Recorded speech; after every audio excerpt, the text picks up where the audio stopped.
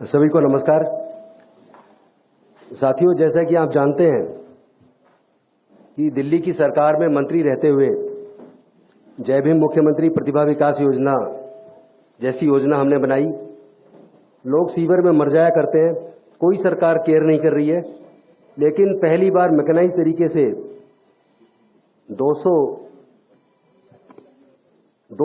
Sewer मशीनें लाके sewer में उतरना बैन करके सीवर में होने वाली मौतों को दिल्ली में रोका और एक देश के सामने एग्जाम्पल पेश किया कि जो लोग इंसान के मल में उतरते हैं वो भी इंसान है, उनकी जान की कीमत होनी चाहिए।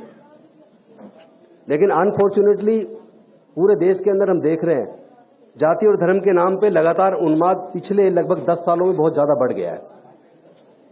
जगह जगह दंगे हो रहे हैं और दलित लोगों के साथ, विशेष रूप से अनुसूचित जाति, जनजाति, पिछड़े वर्ग और माइनॉरिटीज के साथ चुन चुन के उनका जाति धर्म देख के जो उत्पीड़न किया जा रहा है। ऐसे में जो राहुल जी ने एक नारा दिया भारत जोड़ो यात्रा के तहत कि मैं नफरत के बाजार में मोहब्बत की दुकान खोलने आया हूं, उस नारे ने दिल को छू लिया।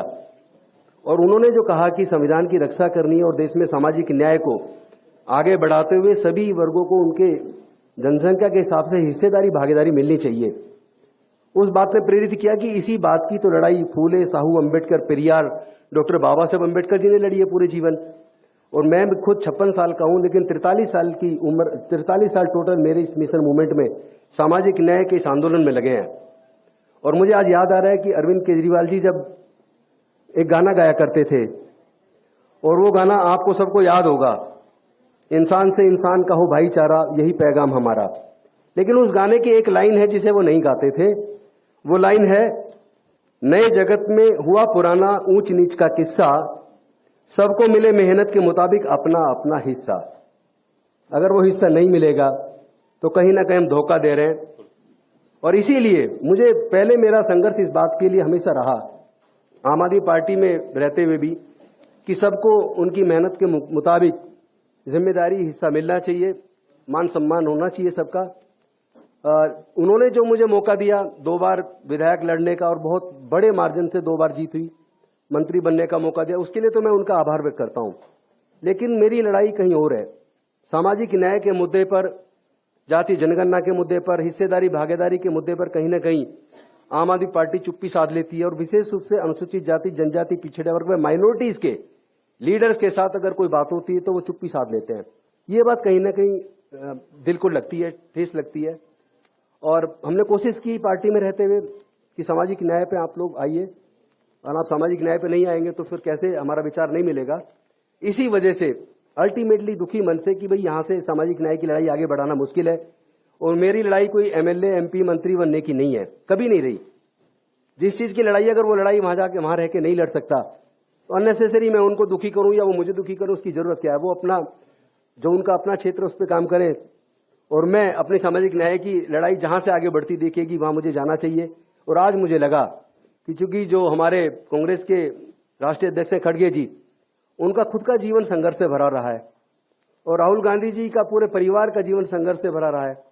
और वो आज अगर सामाजिक न्याय की बात कर रहे हैं, संविधान की रक्षा की बात कर रहे हैं, अगर वो हिस्सेदारी भागीदारी की बात कर रहे हैं कि सभी क्षेत्रों में हिस्सेदारी भागीदारी होनी चाहिए और वो मैं करके रहूंगा। उन्होंने यहां तक कहा कि ये मेरा राजनीतिक मिशन नहीं है, मेरे जीवन का मिशन है। इस बात ने कहीं ना कहीं मेरे दिल में जगह की। और मेरे भी जीवन का जो मिशन है वो राजनीति या एमपी, एमएलए बनना, मंत्री बनना या कोई बड़ा पद लेना, ये कभी नहीं रहा। और ये आम आदमी पार्टी के साथी भी जानते हैं।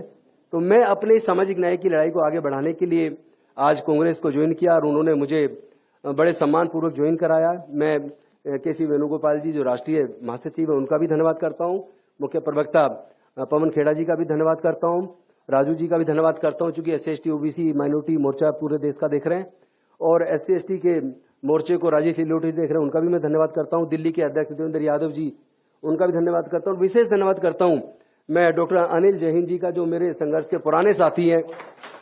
उन्होंने, हमने मिलकर इस इंडिया गठबंधन के लिए चुनाव के दौरान अपने संविधान सम्मान समारोह के लिए लखनऊ में बहुत बड़ा प्रोग्राम किया जिसमें राहुल जी थे।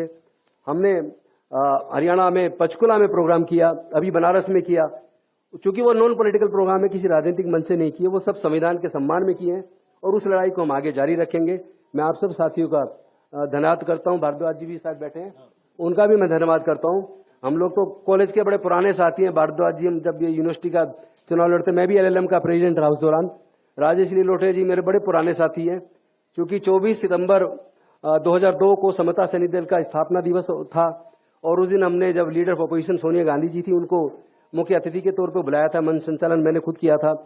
तो तब से मैं क्लोजली वॉच कर रहा हूं अपने इन साथियों को, और मुझे लगता है कि हम लोग मिलके पूरे देश में सामाजिक न्याय की लड़ाई को और मानवता की इस लड़ाई को, इंसानियत की लड़ाई को, जिसमें जाति और धर्म के लिए कोई स्थान ना हो, एनिहिलेशन ऑफ कास्ट जो बाबा साहब ने लिखी थी, मुझे लगता है उसको पूरा करने का समय आ गया है।